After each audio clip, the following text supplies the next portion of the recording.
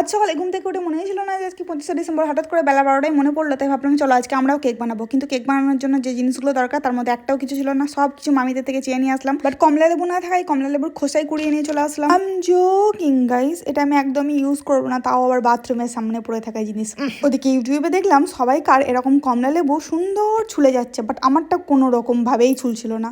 আমার সঙ্গেই কেন এমন হয় আমি বুঝতে পারি না। যাকগে, রসটা তো বেরোলো, সেটাও শান্তি। রসের মধ্যে ফলগুলো দিয়ে দিলাম। আচ্ছা, এটা কি বলো তো, জিপসি নাকি? হায় আল্লাহ, এদিকে ডিমটা ফাটাতে গিয়েও আমার 1 মিনিট সময় চলে গেল।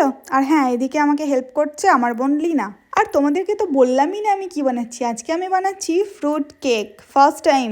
আর দেখো কি অবস্থা, সব দানা পেকে যাচ্ছে। যাই হোক, সব কিছু ঘেঁটে একটা স্মুথ পেস্ট বানানোর চেষ্টা করলাম। একটু কর্নফ্লাওয়ার দিলাম, সরি কর্নফ্লাওয়ার না, ওটাকে কি বলে, বেকিং সোডা। তেল দিতে ভুলে গেছিলাম, তাই শেষে আবার তেল দিলাম। নানির নুনের ডাব্বা থেকে নুন চুরি করে এনেছি, বলে দিও না যেন। প্রেসার কুকারে সিটি খুলে এটাকে বসিয়ে দিলাম গ্যাসে।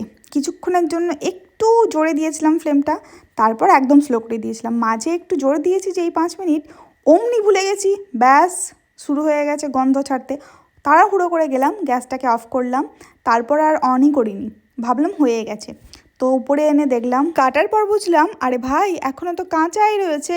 ইস, একটু চেক করতাম যদি। নিজে বানিয়েছি, ভালো তো বলতেই হবে। কষ্ট করে খেয়ে নিলাম, আর লিনাকে বলছিলাম যে ভালোই হয়েছে, কিন্তু ও যা রিয়াক্ট করলো সত্যিই বাজে হয়েছে।